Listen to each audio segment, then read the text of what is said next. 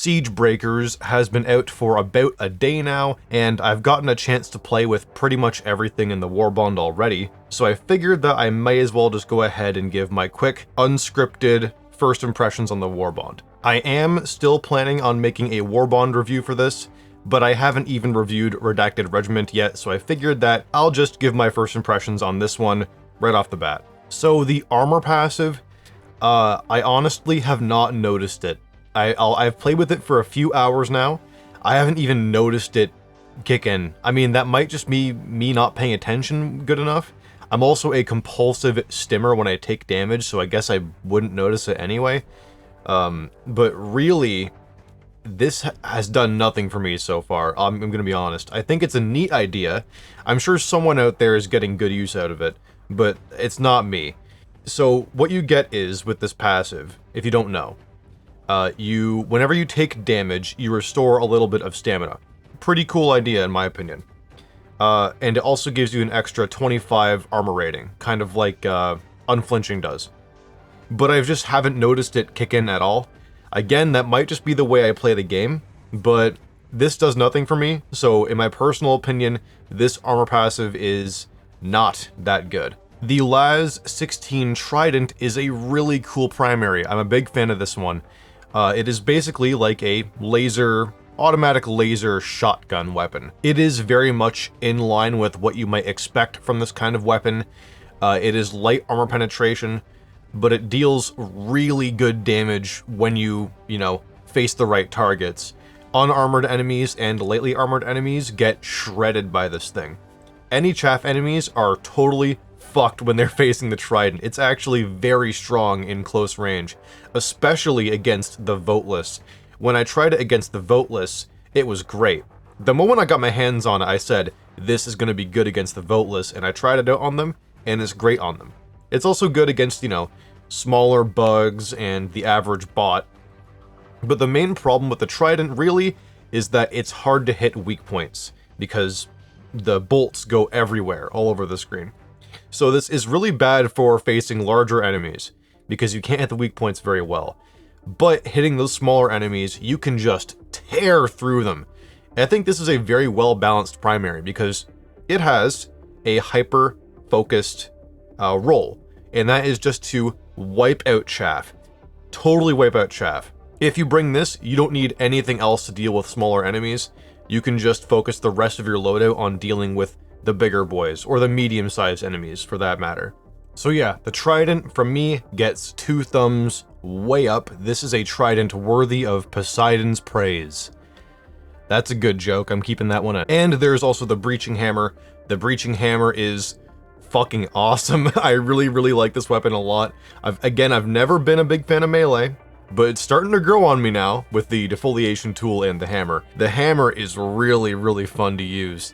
I love just getting up close to a Hulk or a tank or whatever and just smacking it, one-tapping it. It's really good, and having 7 charges is a lot more generous than you might think. That is 7 easy kills on large, heavy enemies. It's really good. And you can even use it to destroy certain buildings like fabricators, yada yada, anything around that sort of demolition level.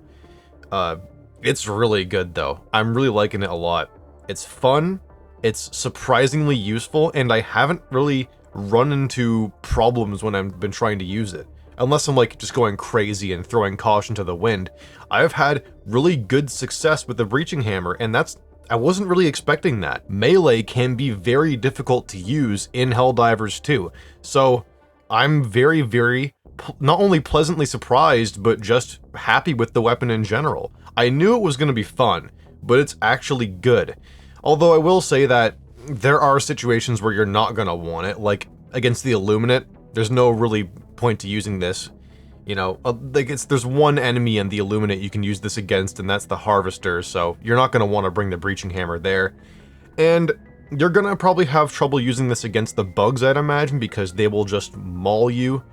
Because this isn't a melee weapon for taking out, groups.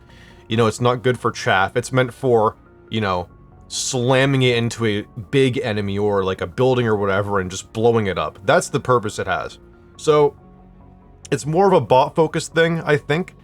A lot of this warbond kind of is, and I think that's okay. And then we have the Ultimatum's big buff brother, the Leveler. The Leveler is an expendable EAT. Obviously, EAT stands for Expendable Anti-Tank. When you call in the Leveler, you get one launcher, not two, like you might expect with the other, you know, expendables. But this is a singular expendable launcher, and when you use it, it will just destroy everything in the radius that it hits. It is huge, and it has the same demo force as the Ultimatum. So it is very, very good at just wiping clean like a whole area. Because yeah, it is great on direct hits against buildings and stuff like that, but the AoE on it is really good. It's like a 500 kilogram. It's pretty much a 500 kilogram that you shoot off of your shoulder. So it is really, really strong. I'm not usually a big fan of expendable weapons, so I'm not going to use this all the time, but it is actually very good at what it does. I'm sure you can see in the footage here, I wipe out like whole bases at a time with this thing. It's really good, and of course it's just fun to shoot, like everything else in this game is.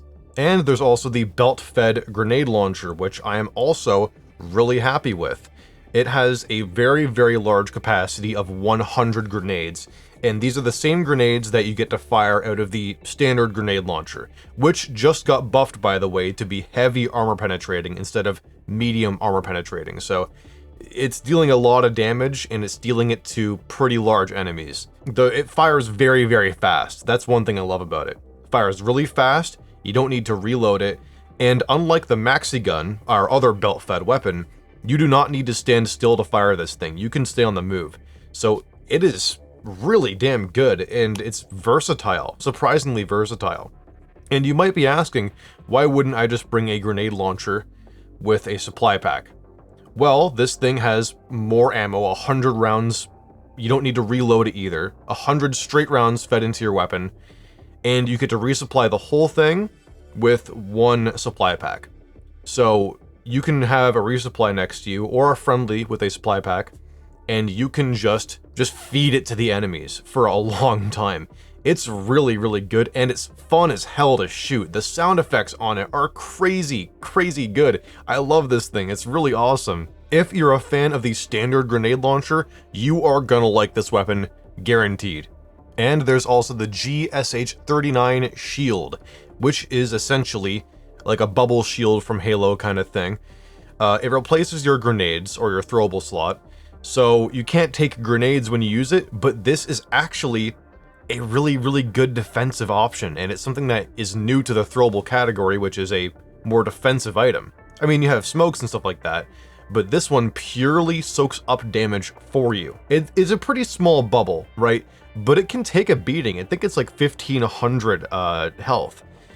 And that is quite a lot. You can shield yourself from some really hard-hitting munitions like orbital strikes and, you know, ultimatum rounds and things like that. One of the best combos that we figured out on my stream was the shield with the maxi gun.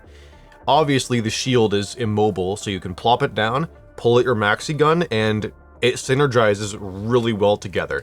You essentially turn into a little sentry, and you can soak up way more damage without having to worry about the maxi gun's major downside of, well, being immobile, because now you get protection. This is honestly just a really, really fun item to use. It's unique, it's interesting, and it has a very prominent role in the sandbox. Not prominent, but it stands out, you know? So this is going to be a pretty cool tool to use against the bots and any other ranged enemies. And that is pretty much it. That's my first impressions of Siegebreakers. This is a very good warbond. I'd say it's probably in like the A tier of warbonds right now for me. This is a really fun update in general, so maybe I'm, you know, getting a little excited here, but I think this is a really solid warbond, and I really enjoy it. It's fun, it's useful, yet it's everything you want out of a warbond. I think the armor passive needs a buff, maybe. Again, I'm not the best judge of that passive because it's kind of, doesn't really help me in my playstyle, but still, it's really good. I enjoy it.